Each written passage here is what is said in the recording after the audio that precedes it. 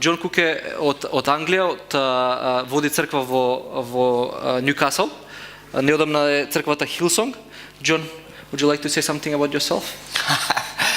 Yeah, I'm from Newcastle. Јас сум од Ньюкасл. And I am now a pastor of Hillsong Newcastle. И во моментот сум пастор на Хилсонг во Ньюкасл. But more importantly, I am the husband of one wife. Но она што уште поважно е дека сум сопруг на една жена. The father of enough children. И татко на доволно деца. I have 3 kids back at home. Имам 3 деца што ме чекаат дома. And I love technology. И уживам во технологија. Because it means that I can actually interact well with my children. Што тоа ми овозможува да имам се комуникација со моите деца. We've had a fantastic few days here in Serbia and Macedonia. Имавме неколку одлични дена во Нови Сад во Србија и тука во Скопје во Македонија. Even though I keep forgetting where I am. Иако заборавам у моментот кај се наоѓам. But it has been great to be in both countries. Беше одлично да се биде и таму и овде. And I'm excited to see what God is doing and is going to do in the next few years with you guys. И возбуден сум да пратам, да гледам што се случува и како Бог ќе работи во вашите животи наредната година. Can I ask if you could help me this morning? Is that okay? Би сакал да ве замолам да ми помогнете со нешто. Може? I'm not going to embarrass you, but I would really like some help. Нема ништо да биде да ве засрамам, ама ми треба мала помош од вас. How many would agree to help me? Кој е за да ми помогне? Fantastic. If you guys that put your hands in the air, I'd love you to come down and sit a bit closer to me so I don't feel so far away from you. Тие што дигнавте раце, ќе ве молам да дојдете понапред во првиот ред за да не гледам празни столчиња овде. А може и тие што не дигнавте раце од позадни редовите да дојдете понапред. Thank you.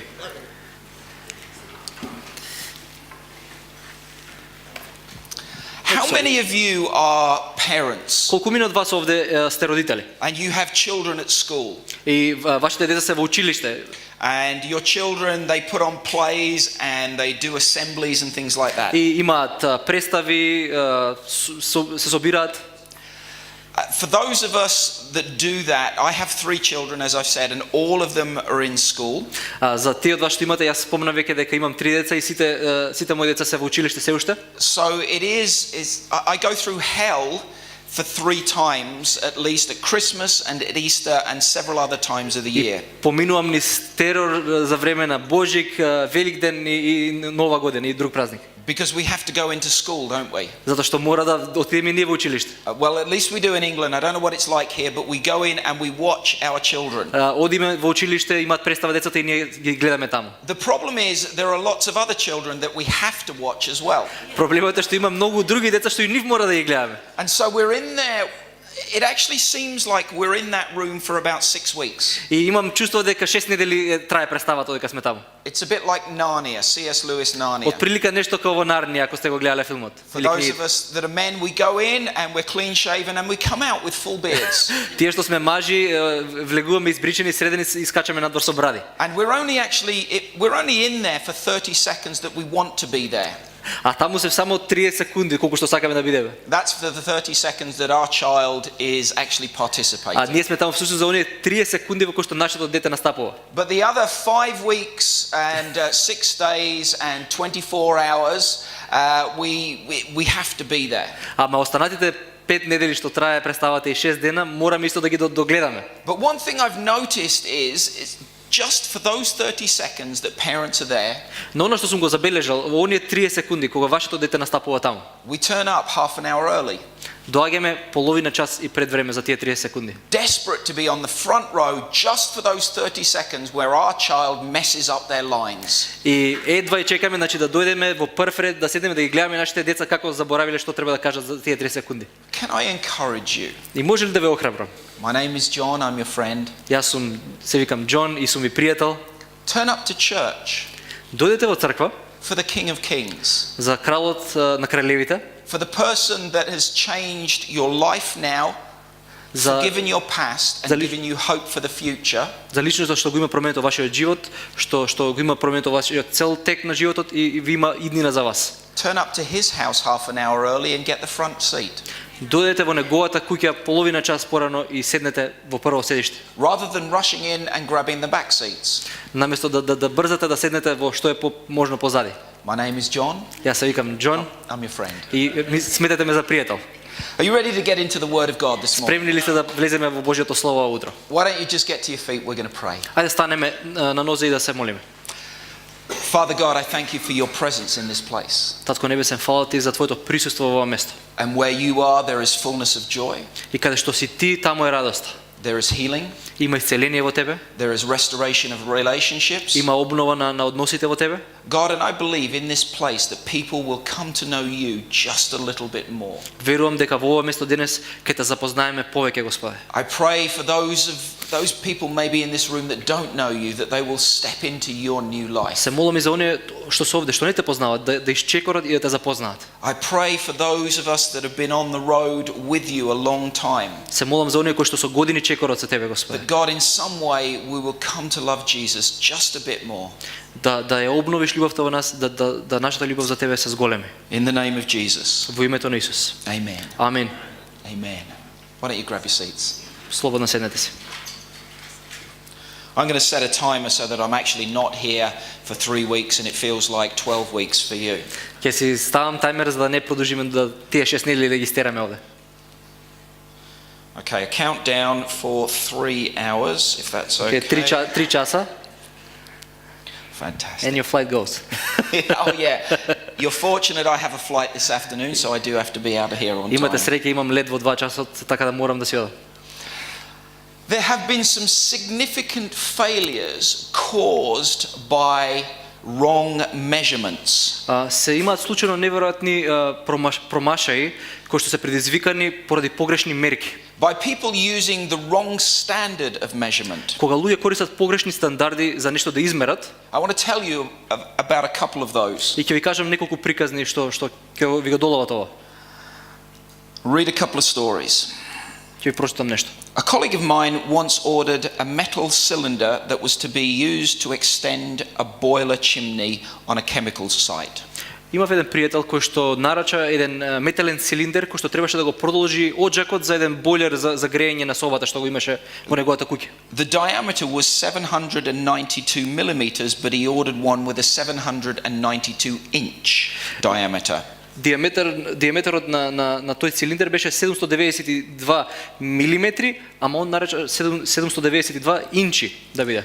His suspicions were aroused when the department that was buying the cylinder told him they were having trouble getting the item, but were pleased to have found a Japanese submarine manufacturer that would build it.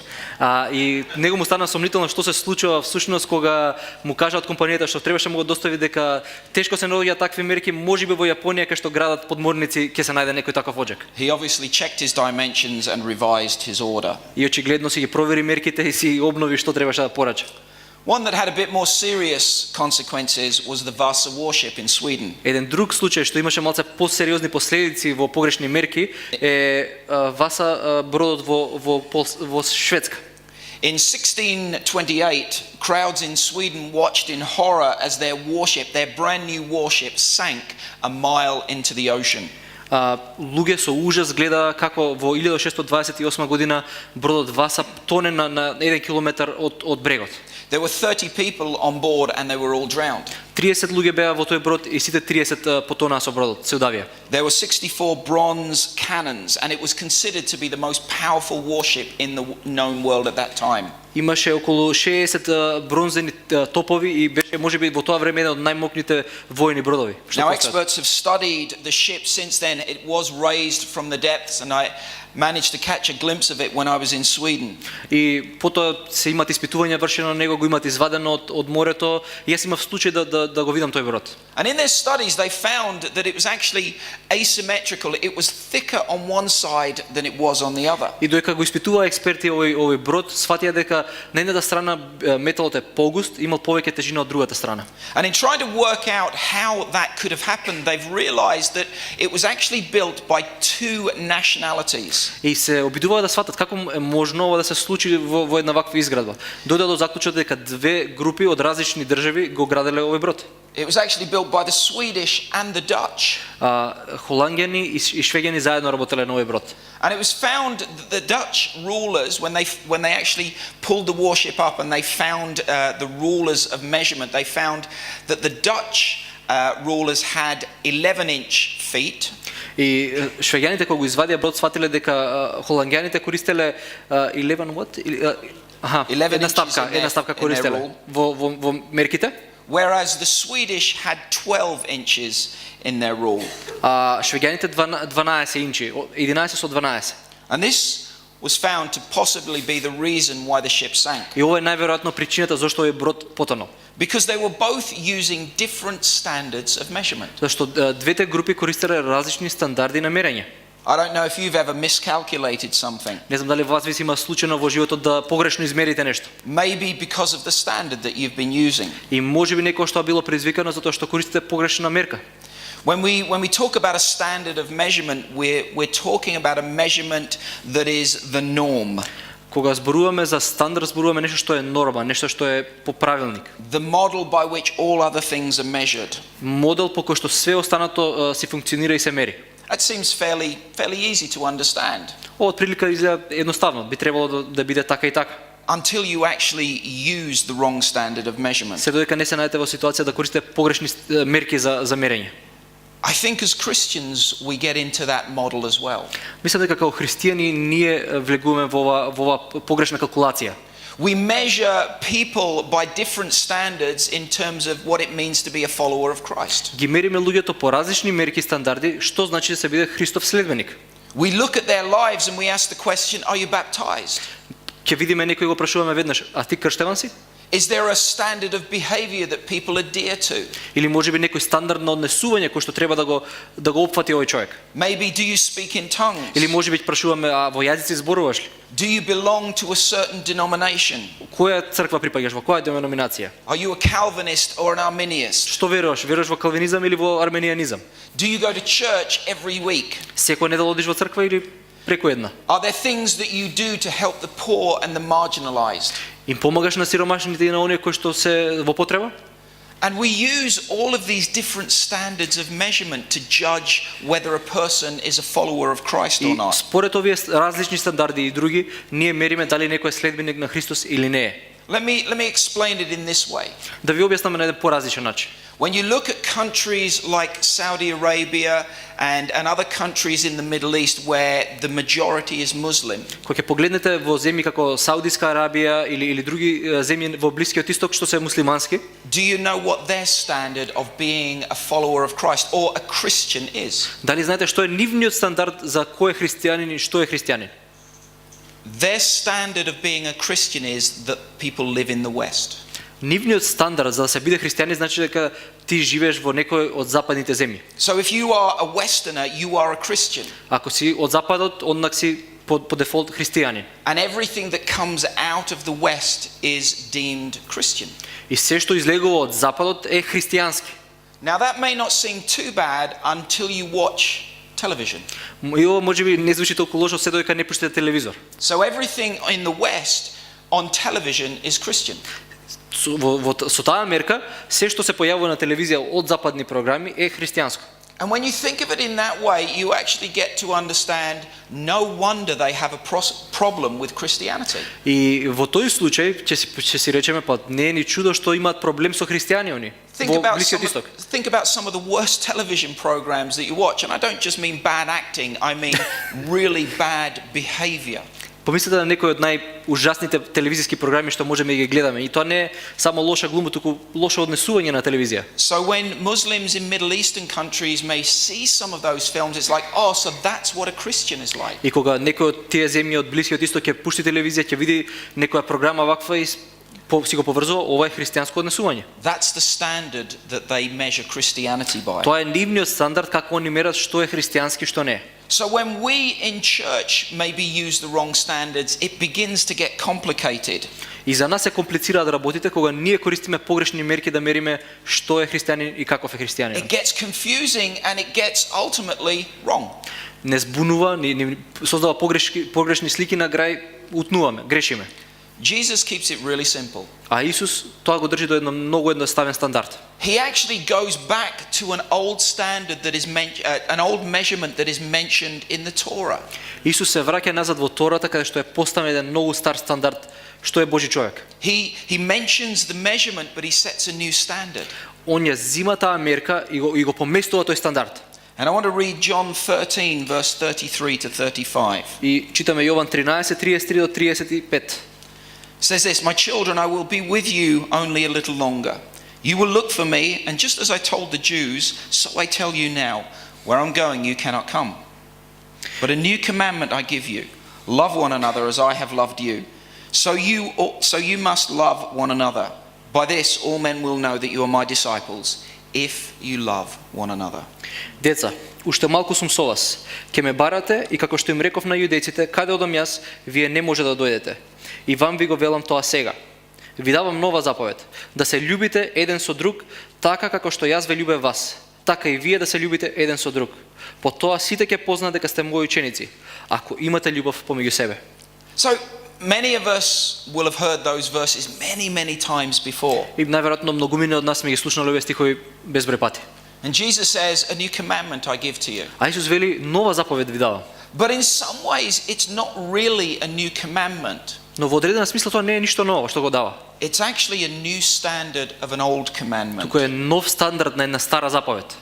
The context of the scripture, or the context of where Jesus says this, is that he is speaking to his disciples. Ситуацијата, контекстот во кој што Исус се наоѓа, им зборува на неговите најблиски ученици. And it's actually on the night that he was betrayed. И ова всушност се случува на ноќта кога беше предаден, пред да го предадат. We know it as the Last Supper. И знаеме затоа што следи последната вечера.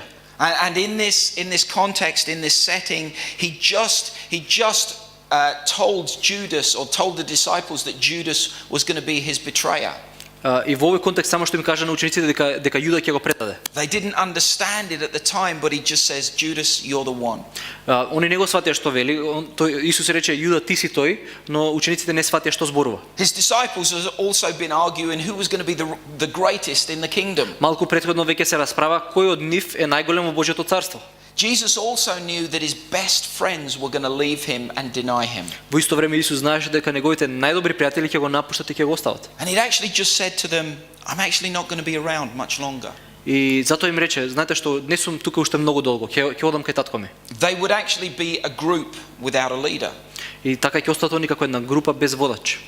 So, particularly in those days, a group that was following a rabbi was always defined by the person that they were following. Во тоа време каде што се наоѓаат Исус и учениците, една група на ученици се дефинира според нивниот рабин. They would be known as that particular rabbi's followers. Ќе бидат препознаени тие луѓе како учениците на тој учител, на тој рабин. They would be marked by the leader that they were following. Че имате еден белег на нив дека тие се ученици на тој водач што го следат. So how does a group without a leader become defined? Така да како една група која што нема водач сега ќе биде дефинирана? How would people know who they were? Како луѓето ќе ги препознаваат, по кој белег? And Jesus in this context is saying, when I'm gone, I want people to know that you've followed me. И Исус вели, јас кога ќе заминам, сакам луѓето да знаат дека вие сте мои следбеници. I want to set the standard or the definition of what people know about you. И сакам да поставам еден стандард по што е тоа што ќе ве препознава дека сте мои ученици. And it's in this context that he says, "A new commandment I give you." И во овој контекст, во овој склоп на околности им вели, ви давам нова заповед. Love one another as I have loved you. Љубете се едни со други како што јас ве љубам вас. And as I said, it's not a new commandment to love each other. И како што кажав, ова не е нова заповед. In Leviticus it tells us to love our neighbors as ourselves. Во Левит веќе зборува, љуби го ближниот како себе си. But Jesus says, "I want you to be known by a new standard." Но Исус вели, сакам да ве знаат по нова мерка, по нов стандард. The old standard, that's a bit too low. Стариот стандард е малце понизок од ова сега што ви го давам јас. I want people, when they look at you as a group, I want the standard or the definition of who you are to be, love one another as I have loved you. Сакам луѓето кога ќе ве видат да ве препознаат дека се љубите со таква љубов како што јас ве љубев вас. And the emphasis that Jesus was put in there was not on disciples, because there were lots of disciples in those days. И Исус не потенцира овде на учениците, затоа што имаше многу ученици во тоа време. Lots of people would be following different rabbis and different leaders in those times. Многу луѓе би биле припадници на некоја група, на некој рабин во тоа време. And Jesus is saying, I want people to know that you are my disciples. Исус вели, јас сакам да знаат луѓе дека сте мои ученици. Не било само ученици. I want you to be set apart from every other group of disciples. Сакам да ве препознават како на страна одвоени од тие останати ученици кои следат други рабини. So Jesus is saying, I don't want you to be known as disciples. I want you to be known as my disciples. И не сакам луѓето ве препознават едноставно како некои си ученици на некој рабин, туку како учениците на Исус. The focus that Jesus is saying, it's not about you. И фокусот Исус овде не го става на нас. I want people to know that you follow me. Туку сакам луѓето да знаат дека ме следите мене. I want you to be marked by your love for one another, Сакам да бидете обележени со љубовта што ја покажувате еден за друг. which goes beyond the previous instructions to love your neighbor as yourself. Кој што го надминува претходната заповед, која што односно мерка која што вели љуби го ближниот како себе си. And there is a demonstration because most of the disciples didn't fully understand what Jesus was talking about. Не сите од учениците го разбра во моментот што Исус им заповеда. Don't forget that this is the day before Jesus died. Не заборавајте, ова е ден пред Исус да биде распнат. This is the day before when Jesus fully demonstrated his love for his disciples. Ова е денот пред Исус да ја покаже неговата љубов целосно на крстот. When people looked after that fact, they would see sacrifice. Кога луѓето ќе се сетат на тој момент, се сеќаваат на неговата жртва. They would see a selfless love, a continuous Кога love. ќе го видат Исус, се сеќаваат на неговата безрезервна, значи само пожртвуваност. But Jesus also talks about the purpose of the love. Но Исус зборува за целта на таа љубов. It's not just hey, I want you to love each other as I have loved you. Значи не им вели само да сакате се само како што јас ве сакам вас. A bit earlier in the conversation, John 13 verse 31, Jesus says this. Малце претходно во истиот разговор во 31 стих Исус го вели ова. When he was gone, Jesus said, "Now is the Son of Man glorified, and God is glorified in him." А кога Исус излезе, тој рече: сега се прослави човечкиот син и Бог се прослави во него. Jesus is saying, when you look at me, when you look at what I'm about to do, actually everything that I am and everything that I do points towards Father God. Исус вели со тоа: се што ме гледате што сум јас, се што правам, покажува кон Отецот. Matthew 5 verse 16, Jesus says something very similar. Во Матеј 5 глава Исус вели нешто слично. In the same way, let your light shine before men, that they may see your good deeds and praise your Father in heaven. Матеј 5 16. Ќе вели вака: така нека свети вашата светлина пред луѓето, за да ги видат вашите добри дела и да го прослават вашиот татко кој е на небесата. He's saying your actions and your behavior and who you are, they're not about you.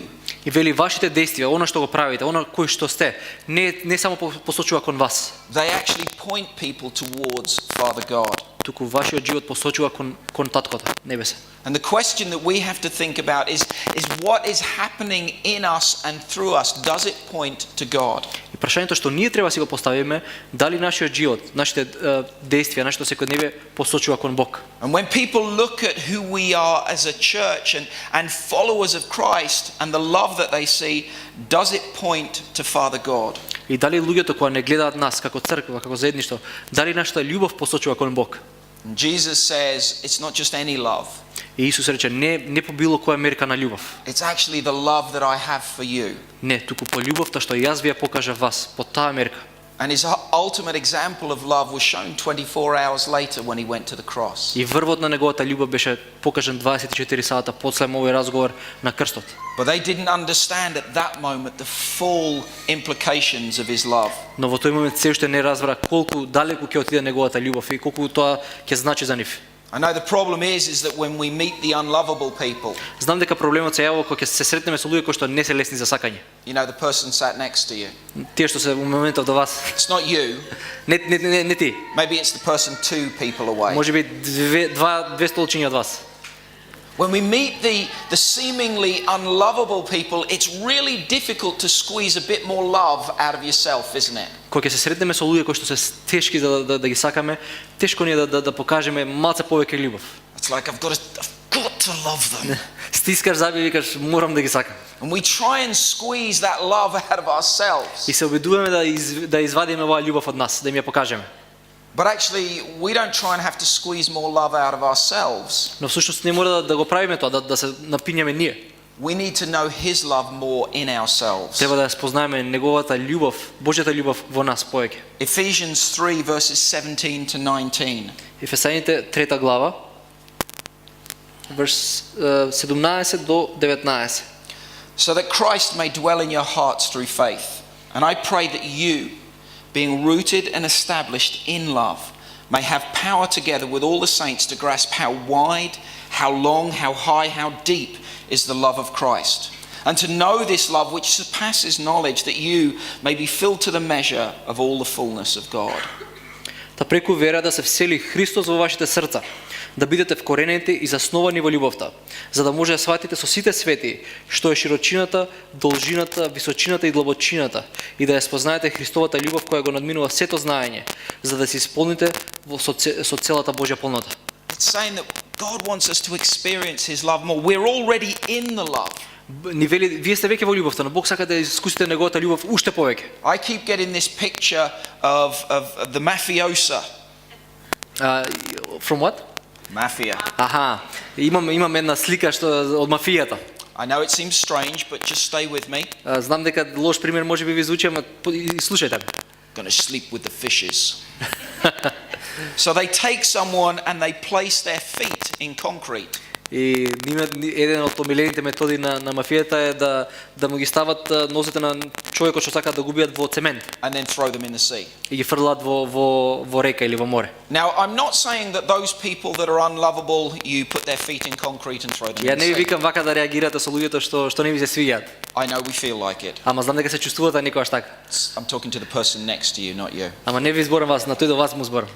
But it's that picture of being rooted and established. We're in this love, we can't get out of it. Но слична е сликата што Исус ни ја дава, дека вкоренети во Божјата љубов не можеме се помрднеме од таму. But Paul is saying to the Ephesian church, I don't just want you to be in it. Но Павле им вели на Ефесяните, не сакам само да бидете во неговата љубов. I don't just want you to be established in it. Не само да бидете зацврстени. I want you to experience and know it, even though it goes beyond knowledge. Сакам да ја спознаете длабочината, ширината, нешто што е над познавањето, над знаењето. I want you to know my love more so that you can love people more. И Бог ни го вели тоа. Сакам да ја спознаете мојата љубов повеќе, за да можете да ги љубите другите повеќе. So when Jesus is saying, love people as I have loved you, И кога Исус вели љубете ги другите како што јас ве љубев вас, he's actually saying, know my love first. со други збори не вели првен спознете ја мојата љубов. Don't try and just squeeze a bit more love out of yourself. Look at my love for you. Не пробуете сами некако да произведете некаква љубов за другиот, туку погледнете на љубовта што јас имам за вас. Experience my love for you. Вкусете, искусете мојата љубов што имам за вас. Be rooted and established in my love for you. Бидете вкоренети, втемелени во љубовта што имам за вас. And out of knowing my love for you, И од you тоа can love познавање, each other more. од тоа познавање на таа љубов може да се љубите едни со други така. Jesus himself in John 15 says, love as I love as the Father loves. И Исус во Јован 15 вели, јас љубам како што и Отецот љуби. And John 3:16, the verse that many of us know, sets the example of that love that Father has. А Јован 3:16, многу познат стих, ја покажува таа љубов на Отецот. Jesus says that God has given the closest thing to him. И Исус вели дека Бог го дава она што му е него најблиско за луѓето. God has given the most precious person to him. Бог си ја дал најдрагоцената личност што има за другите. Jesus is saying, you know what?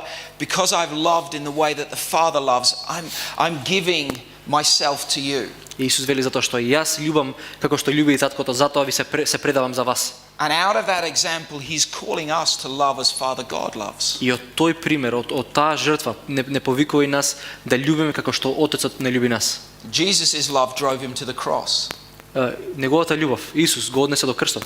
Let me ask you, what will your love drive you to? Да ве прашам, каде ве носи вашата љубов? You know, Jesus continually raised the bar for people. Исус постојано ја подига мерката за нас. but so often he showed the grace that was freely given. Но постојано исто така ја покажува благодата која што е бесплатно ја раздава. I was saying this the other day, but grace doesn't mean it doesn't matter. И го кажав ово на семинарот. Благодат не значи дека нема везе. Што иде, иде. It doesn't mean that sin doesn't matter. Не вели нема врска и гревот не е битен. It doesn't mean that our behavior doesn't matter. Не значи дека и нашето однесување не е битно. Grace doesn't mean that everything's fine when we mess up. Благодата не значи дека не се кира урете, си зафркал на работа, си зафркнал, нема проблем. Grace simply means we get another go. Благодата значи си направил што си направил, стани, пробај пак. Grace doesn't lower the bar to say anything is acceptable.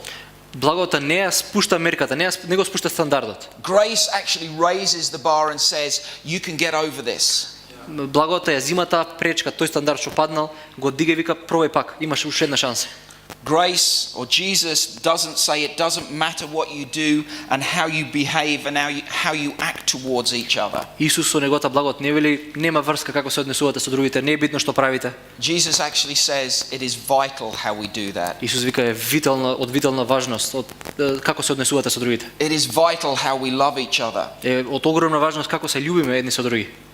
The new standard, Нов стандард, the нова мерка. measurement is actually a reflection of God's heart. Оваа мерка го осветлува за нас Божјото срце. Какво е Божјото срце?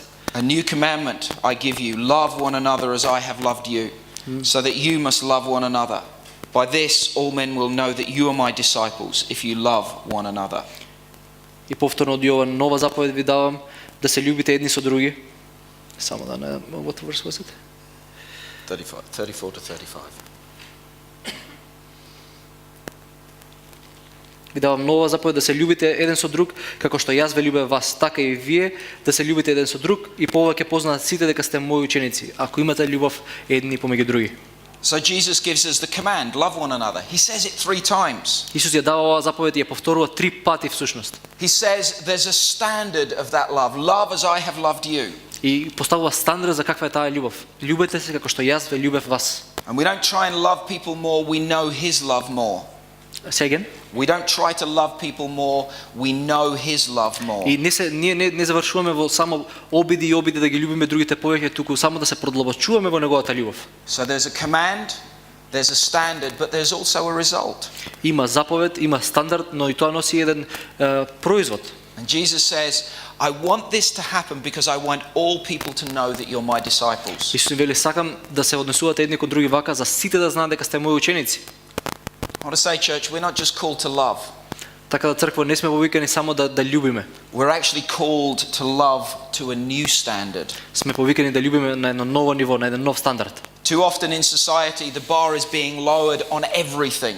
Во општеството наше во кое што живееме, стандардите постојано се спуштаат и се спуштаат надоле. And I think we often want to be known for the wrong things. И често сме не бие лош глас во тој случај. Maybe we want to be known for our music or our magnificent buildings. И можеби ние сакаме да луѓето не спознаат по нашата прекрасна музика, по нашите одлични сали кај што имаме богослужби. We want to be known for our spot-on theology or our work with the poor. Можеби сакаме да не спознаат луѓето според колку ни е нашата теологија здрава и доследна, колку ние сме добротворци, колку помагаме на сиромашните. But let me tell you, those things won't get you through cancer and they won't get you through the death of your child. Но да ви кажам дека овие нешта не може да ве преминат преку загуба на вашите блиски или преку некој близок кој страда од рак. A community built on this new standard of love will get you through those things. Ама заедница, црква која што живее со овој стандард на љубов, ќе ве пренесе преку болката на загубата. When people look at us as a church, Кога will луѓето- they know who we follow? Кога луѓето не гледаат нас како црква, знаат ли кого следиме, кој е наш учител? Will they know, when they call us Christians, will they actually know we are followers of Christ? Дали кога ќе кажат христијани, всушност мислат следбеници на Христос? He set higher standards, Исус го поставува стандардот. and that's what marks us. И оно е тоа што на нас не обележува. Do you know that standard of love is pretty hard? Знаете, овој стандард е доста тежок да се исполни. It actually costs us in everyday life. Всушност, за да се прати овој стандард, не кошта, чини секојдневно. That standard of love gets over offense. Овој стандард значи дека навредата не ја зимаме при срце, It forgives people. дека простува брзо. It serves when people don't deserve it. Служи во моменти кога тој што му служите не заслужува. It welcomes people into the community even though they may not be like us. Им посакува добре дојде во црквата на оние кои што не се како нас. It embraces people. Ги прегрнува луѓето, ги прифаќа. Do you know, the New Testament connects here in this place the effectiveness of our witness with the genuineness of our love for each other. Овде, значи Новиот завет овде ја поврзува ефективноста на нашето сведочење со искреноста на љубовта што имаме едни за други. I guess in some way the reverse is true. И верувам дека и спротивното е вистина. If there is no love within our church community, how can we be effective witnesses for Jesus? Ако немаме љубов во нашата црква, како можеме да бидеме ефективни сведоци за Христос? It's not the excellence of our church services that will embrace people in and keep them here. Не е одличната подготвеност на нашите богослужби она што ќе ги задржи луѓето со нас. It's actually whether we live by this new standard. Туку дали го пратиме овој стандард на Христос.